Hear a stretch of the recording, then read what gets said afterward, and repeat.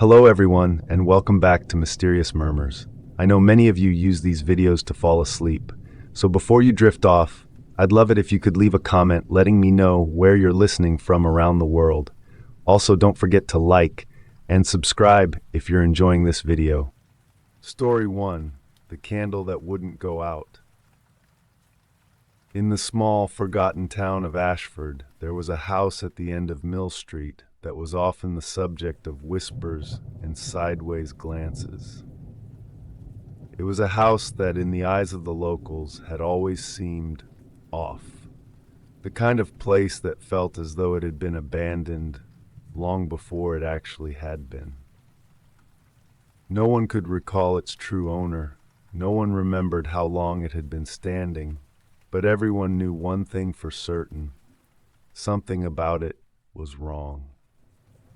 Eleanor Thompson, new to the town and eager to make her mark, had never heard the whispers, at least not at first. She moved to Ashford in the winter, with the hope that the quiet, the solitude, would be good for her writing. She was a novelist, and she dreamed of finding peace and inspiration in the peaceful, sleepy town. What she found instead was a strange obsession with a house no one wanted to talk about. It wasn't just the people that avoided the house, it was the town itself. The ground around it seemed to have an unnatural stillness to it. No birds perched on its roof, no children dared to play near it, and the wind didn't blow around it as it did the other houses. It simply stood there, isolated, untouched by time or nature. Eleanor had been warned. Oh, how she'd been warned. But she was not a superstitious woman. She had no time for old wives' tales, no patience for the hysteria of rural legends. And so, after months of ignoring the unspoken tension surrounding the place, she decided to investigate for herself. It was late one evening when she first saw the candle. The house on Mill Street sat at the edge of town, and no one had lived there for years. Or so Eleanor was told. She had driven past the house countless times before, but on this particular evening, she saw something that made her stop. Through a cracked window on the second floor, there was a flickering light. It danced and moved, casting strange shadows on the walls of the room. But it wasn't the light that intrigued her. It was the fact that it was so clearly visible, despite no one being around to tend it. Eleanor felt an odd pull to the house that night. Something whispered to her, an urge that she couldn't explain. Without thinking, she parked her car and stepped out into the cold night, the air thick with the promise of something she couldn't yet define. The moonlight was sharp against the dark sky, and the wind had picked up, howling through the empty streets. She made her way to the front of the house, her footsteps silent against the snow-dusted ground. The front door, as she had suspected, was unlocked. She hesitated only for a moment before pushing the door open, the creak of the hinges echoing in the otherwise silent space. The inside was cold, freezing almost, but not with the usual chill of an abandoned house. This was a different kind of cold, the kind that seemed to seep into your bones, numbing you from the inside out.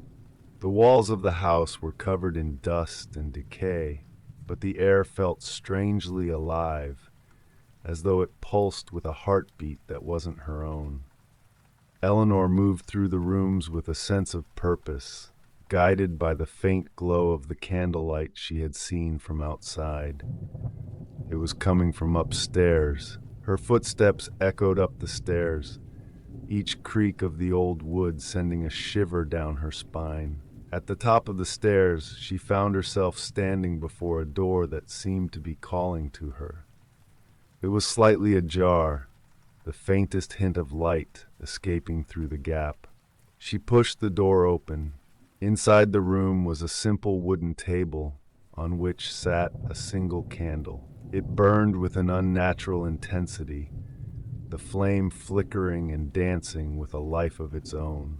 Eleanor couldn't take her eyes off it. The candle seemed almost to pulse, its flame rippling and growing, reaching out like it wanted to escape. But no matter how much it seemed to struggle, it remained steadfast, burning on the table. And it was then that Eleanor noticed something else, something that made her blood run cold. The candle was not alone. Surrounding it, scattered across the floor, were hundreds of small burnt-out candles, their wicks blackened, their wax long melted away. But none of them had been extinguished.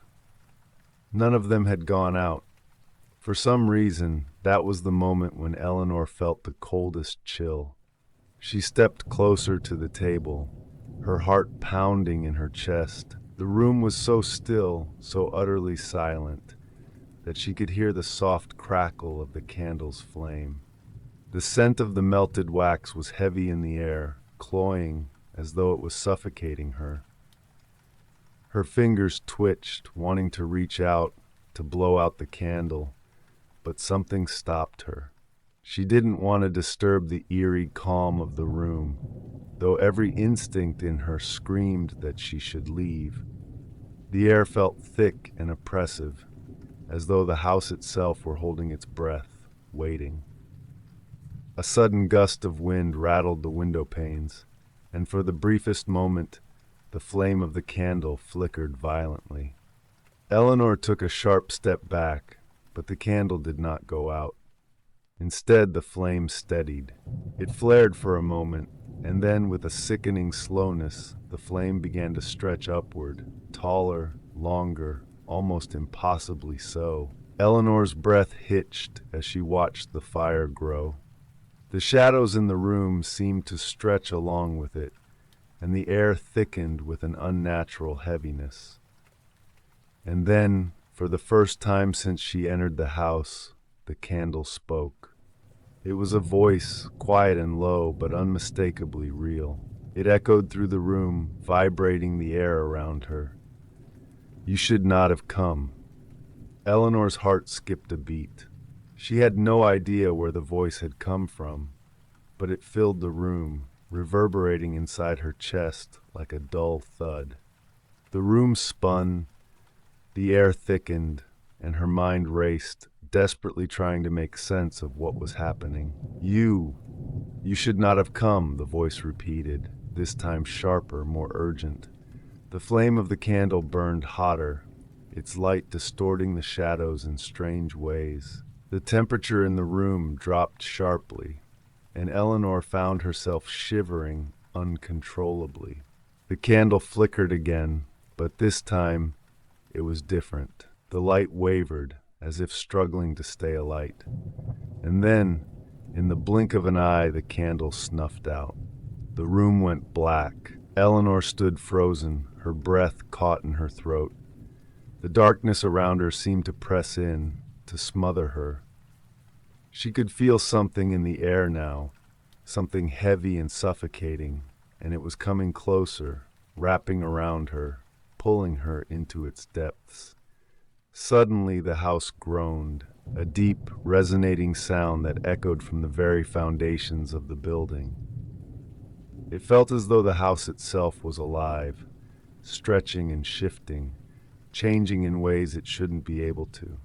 And then the candle, now extinguished, flickered back to life. Only this time it was different. The flame was no longer warm. It was cold, icy, and it burned with a terrible intensity, casting shadows that twisted and writhed like living things. Eleanor could feel them crawling on her skin, dragging at her, whispering in her ears. "You should not have come," the voice said again, but now it was joined by others, a chorus of whispers, all speaking at once. "You should not have come." Eleanor's feet moved before she could stop them, her body shaking with the force of her fear. She backed away from the table, her eyes wide, but the candle's light followed her, stretching across the room, as if it were seeking her out. She reached for the door, but it slammed shut in her face. The house had closed her in. And then, As the whispers grew louder, the flames grew higher. Eleanor's heart pounded in her chest, her breath coming in shallow, panicked gasps. The whispers grew louder, almost deafening now, a cacophony of voices twisting and writhing around her, surrounding her from every direction. She couldn't make out the words, only the terrible sense of urgency and the suffocating pressure in the air. Her fingers trembled as she fumbled at the door, desperately trying to turn the handle. It wouldn't budge. The door was locked. The house itself seemed to be holding her inside, trapping her with its dark, suffocating presence. She could feel it now, something malevolent, ancient, and powerful, pressing against her, watching her, waiting for her to break. The candle's flame flared again, sending shadows that stretched and twisted across the walls like living creatures. The room itself seemed to warp and bend, the edges of reality blurring as the light flickered in wild, unnatural bursts. She could feel the temperature drop even further, her breath visible in the frigid air, yet the flame burned with a cold, unearthly fire. As she backed away from the table, Eleanor stumbled over one of the hundreds of burnt-out candles scattered across the floor. They littered the room, their melted wax pooling in dark, viscous puddles, their wicks long extinguished. Yet, despite their ashen remains, she knew they had once burned with the same fiery intensity, with the same unyielding persistence. They, too, had been caught in the same twisted web of whatever cursed force held this house in its grip. A voice, low and guttural, whispered just behind her ear. "You shouldn't have come." She spun around, but no one was there. The darkness around her seemed to press in even closer, suffocating her, robbing her of air. It was like the very shadows were closing in, inch by inch, until they would consume her whole. Her mind screamed for her to wake up, to find a way out, but there was no escape. No door, no window, no crack in the walls. She was trapped. The candle on the table flickered violently again, sending a gust of cold wind through the room that sent Eleanor stumbling backward. As she fell to her knees, her hands scraped against the floor, leaving long, painful marks. She could feel it now, the weight of the presence pressing down on her, surrounding her. There was no way out. The voices were louder now, not just whispers, but frantic murmurs, rushing toward her, filling her mind with a terrible sense of dread. She could hear them, but she couldn't understand them. Each word felt like it was being torn from her very soul. "You belong here," the voice said, its tone suddenly shifting, deep and resonant. "You belong to us now." Her heart thundered in her chest. Her hands shook violently as she reached for the candle, unable to resist the pull. It had been calling to her, she realized, from the moment she set foot in this cursed house.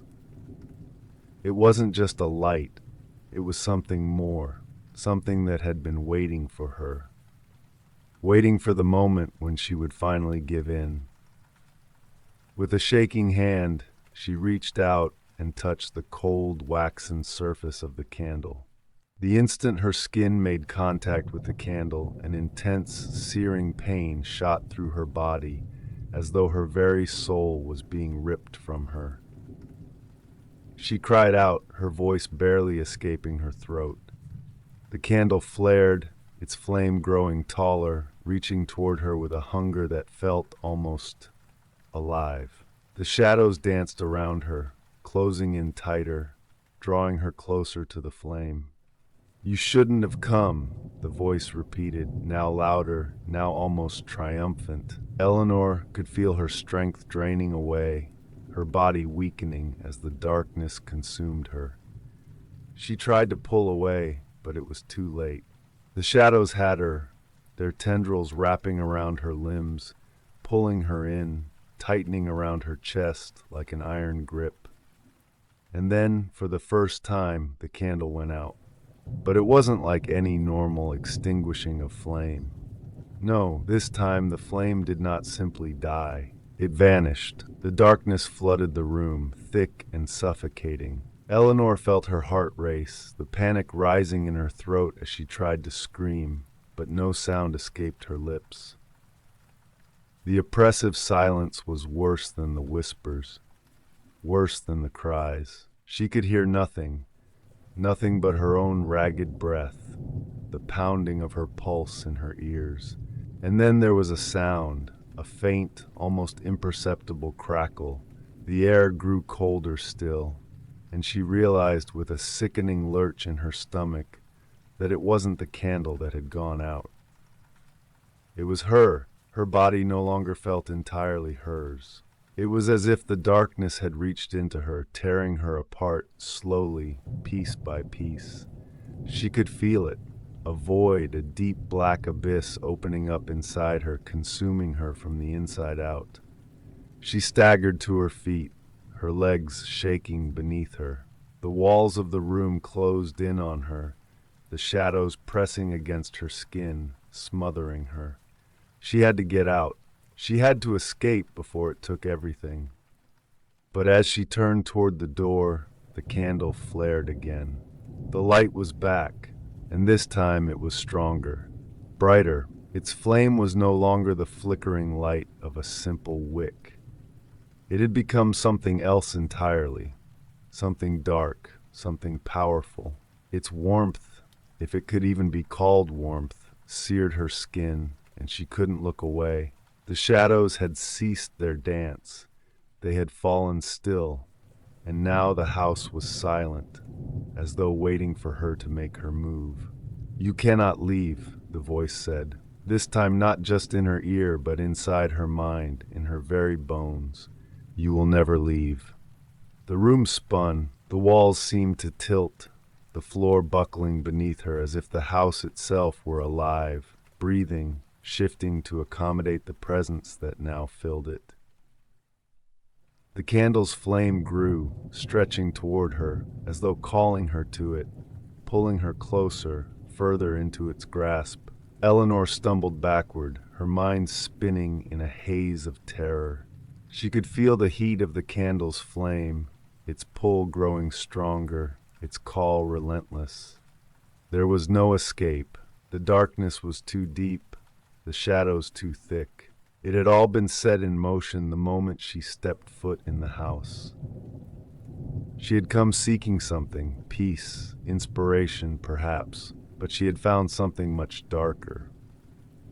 The candle didn't just burn, it consumed, and as the light of the candle stretched farther, deeper into the room, it pulled Eleanor in until she was swallowed by the darkness. Part of it now, trapped within it forever. Story 2, The Stranger in the Hallway. It was the kind of house that should have been lived in by families with children and pets, a place where laughter echoed through the hallways and life could be heard in every corner. But instead, it sat empty, abandoned for as long as anyone could remember. The house on the corner of 4th and Willow had always had an unsettling air to it, a presence that seemed to linger long after the last of its occupants had left. The windows were dark, and the front door never seemed to open, despite the occasional flicker of movement behind the curtains. No one really knew why the house had been abandoned, nor did they care to ask.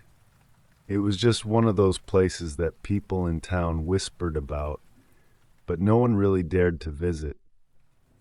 The house was merely a part of the background of life in the small town of Harrow, a relic of a time long past, its purpose forgotten by the generations that came after. But to Lily Thompson, newly arrived in Harrow, it was something more than just an old, decaying house. It was a curiosity, a mystery begging to be solved. She had moved into the town just a few weeks ago, trying to put the pieces of her life back together after the loss of her mother. Harrow, with its quiet streets and small-town charm, had seemed like the perfect place for her to start fresh. It wasn't long before Lily found herself wandering the streets of the town, seeking solace in the cool, quiet air. And then, on one such walk, she saw it, the house on 4th and Willow. It was strange to her, even more so than it had been to the people of the town. There was something about it that called to her, something she couldn't quite put her finger on. It had always looked abandoned, yet there was a persistent sense of life within it, like the house was waiting for something or someone. That day, after hours of staring at it from the sidewalk, she made up her mind. She would go inside. It wasn't as though she had anything better to do. The door opened with a slow, agonizing creak. Lily stepped inside, her heart pounding in her chest, her breath coming in soft, nervous gasps. The air was thick with dust and the smell of mildew. But there was something else, a faint, musty scent that reminded her of old books and forgotten memories. The floorboards groaned under her feet as she walked deeper into the house, the silence enveloping her like a heavy blanket.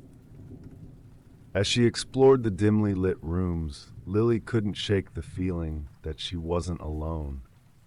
The shadows seemed to move with her, stretching and contracting in strange ways. The wallpaper, once a vibrant floral pattern, had long since faded, peeling in places to reveal the cracked plaster beneath.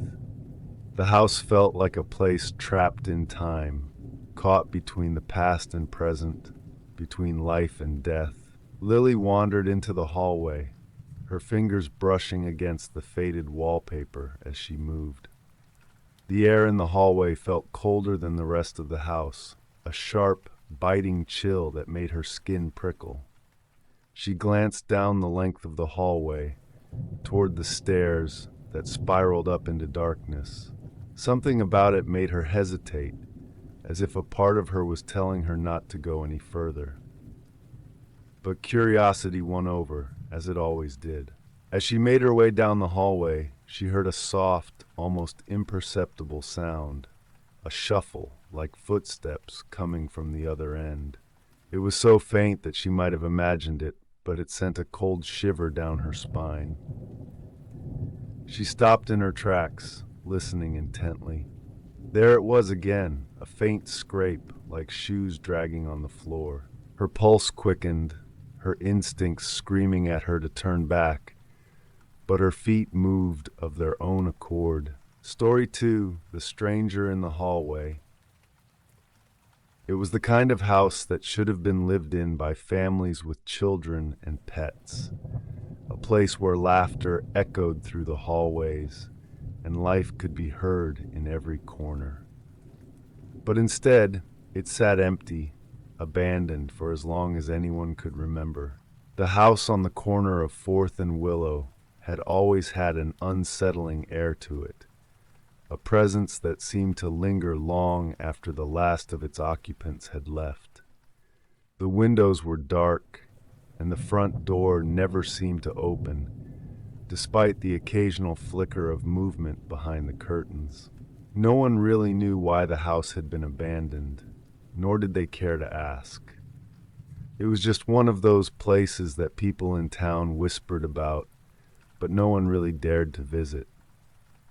The house was merely a part of the background of life in the small town of Harrow, a relic of a time long past, its purpose forgotten by the generations that came after. She followed the sound, cautiously moving forward, her eyes scanning the dimly lit hallway. It was then that she saw him. A figure stood at the far end of the hall just before the stairs, watching her. He was tall, with broad shoulders and a dark coat that seemed to blend into the shadows. His face was obscured, but his eyes were the only thing she could make out clearly. They were dark, hollow, like pits, and they glowed faintly in the dim light. Lily froze. For a moment, neither of them moved.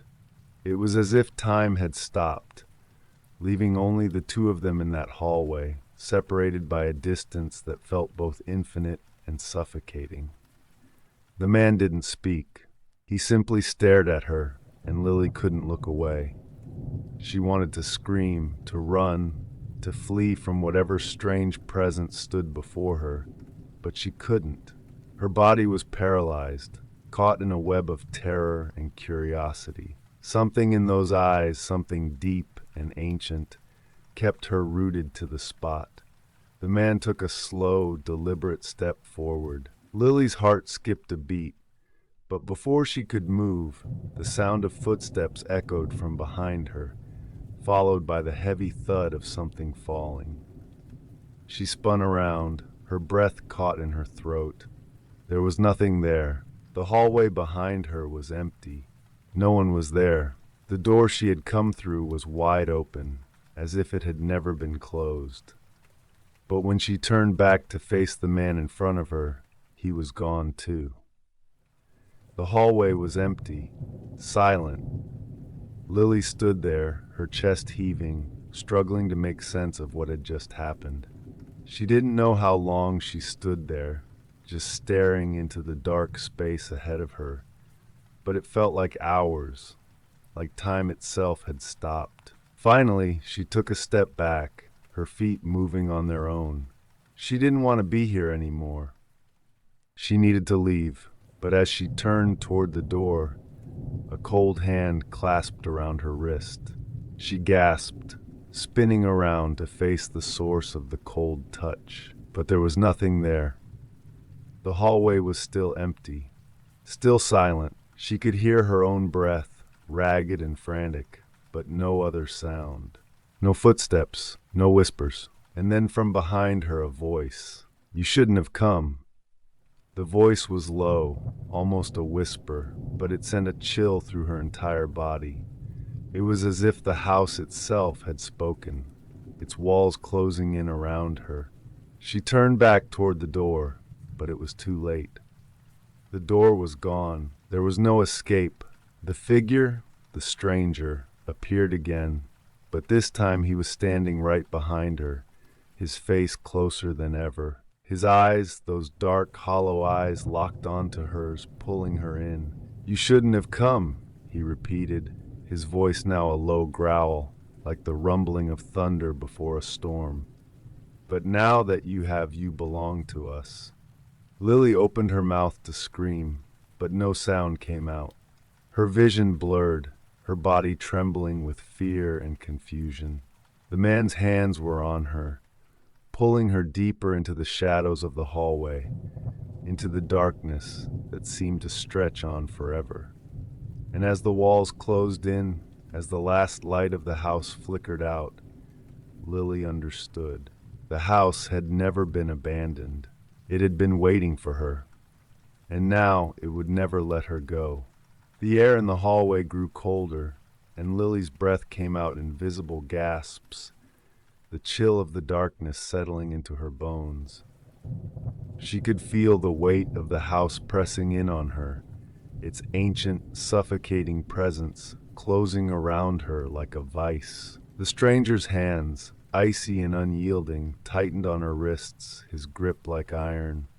He pulled her backward toward the stairs, his cold gaze never leaving hers.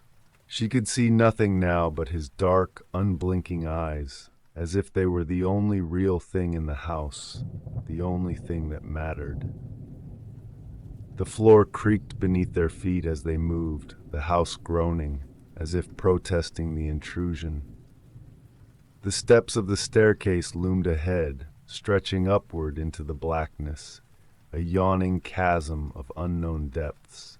The stairs seemed endless, each step growing heavier beneath her feet, each one like an anchor pulling her further from the world she knew. Lily's heart raced in her chest, panic clawing at her throat. She tried to scream again, but the sound never made it past her lips. The house itself seemed to swallow her voice, as though it had no intention of letting her escape, of letting anyone ever escape once they entered its walls. The stranger moved like a shadow beside her, his steps silent, his presence overwhelming. She couldn't see his face clearly, but she could feel the weight of his gaze, cold and relentless, boring into her soul. She tried to pull away, her limbs trembling, but his grip was like stone, unrelenting. "Let go," she whispered, her voice trembling with fear. The words seemed to hang in the air, unanswered.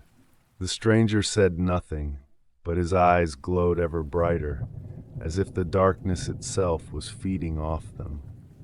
His silence spoke louder than any words could. They reached the top of the stairs, and Lily's stomach churned.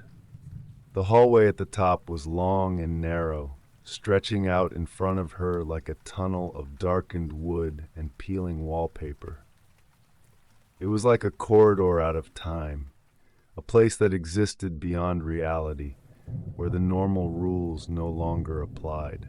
The walls seemed to pulse with a strange energy, as if something was alive within them. The stranger's grip tightened once more, forcing her forward, and Lily stumbled, barely able to keep her balance. Every instinct in her screamed to run, to break free, but she couldn't. There was no escape from the house, no escape from the presence that held her in its grasp. She didn't know how much time had passed, but the air was growing thicker, heavier, suffocating. At the end of the hallway was a door. It was like all the others, old, heavy, with a tarnished brass handle. But there was something different about this door. Something wrong. It seemed to pulse with a strange energy, the wood dark and twisted, as though it had been warped by years of time, by years of something dark and evil seeping into its very fibers. Lily's breath hitched as they approached the door. The stranger stopped in front of it, his grip on her wrist still unyielding. He didn't speak, but Lily could sense that he was waiting, as if for something she had yet to understand. Without warning, the door creaked open. The room beyond was cloaked in darkness, a suffocating, oppressive blackness that seemed to swallow the light.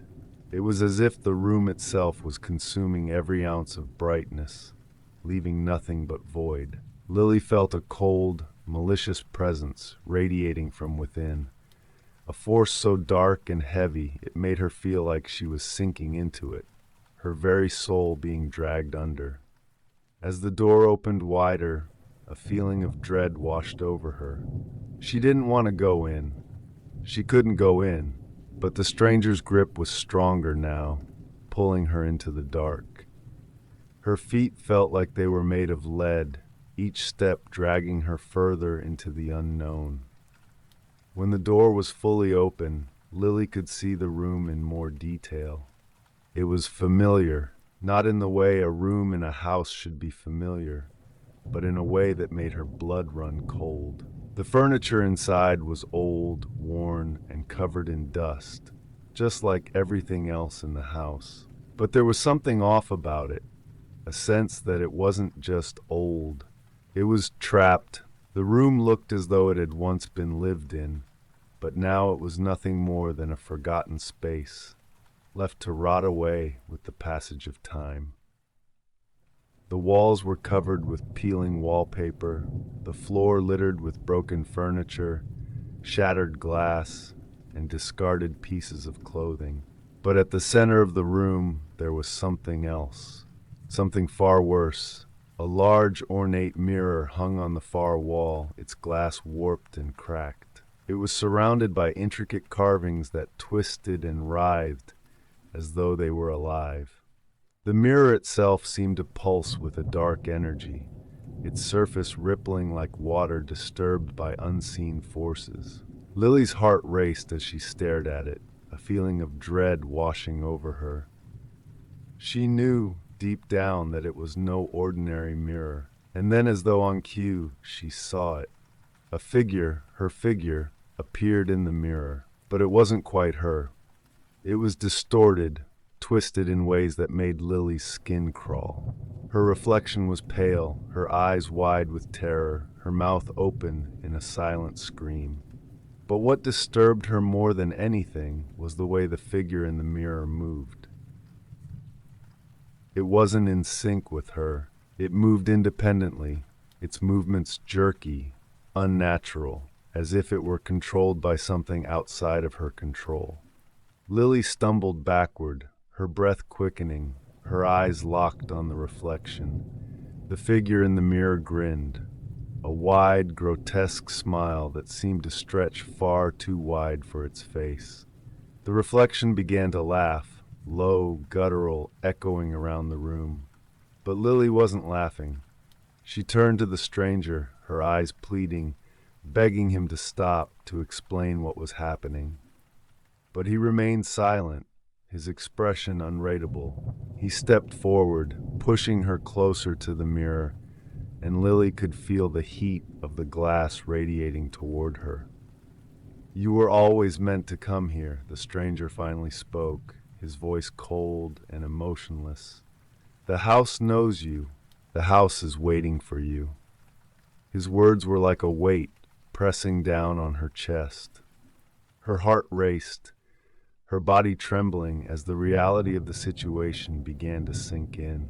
This wasn't just a house. This was a place of darkness, a place where people went and never came back. The figure in the mirror grew clearer, its distorted features sharpening. Lily could see it now, the creature that had been trapped in the reflection. It was her, but not her, something far worse, something twisted and wrong.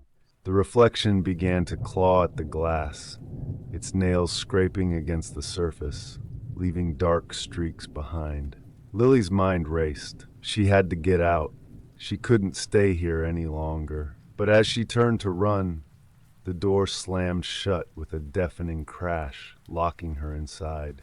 The darkness pressed in tighter, and the laughter from the mirror grew louder, more manic, until it consumed everything. The walls seemed to close around her, and she felt herself slipping, falling into the void that waited for her. She was no longer in control, and the house had claimed her. The town of Harrow would never speak of Lily again. But sometimes, when the wind howled late at night and the moon hung low in the sky, there were whispers on the streets, whispers of a woman with pale, terrified eyes staring out from the cracked glass of an old mirror in a forgotten room. The house on 4th and Willow still stands, waiting patiently for its next visitor, for the next soul that will cross its threshold, the next person who will be lost in the darkness that has claimed so many before. And as for the stranger, he is always there, waiting, watching, for the house never truly lets go. If you've enjoyed this journey into the unknown, don't forget to like the video and share your thoughts in the comments below. Have a tale of your own or a legend you'd like us to explore? Let us know. You might just hear it next. Be sure to subscribe and hit the bell icon so you never miss a story. Because here, the darkness is always waiting, just for you.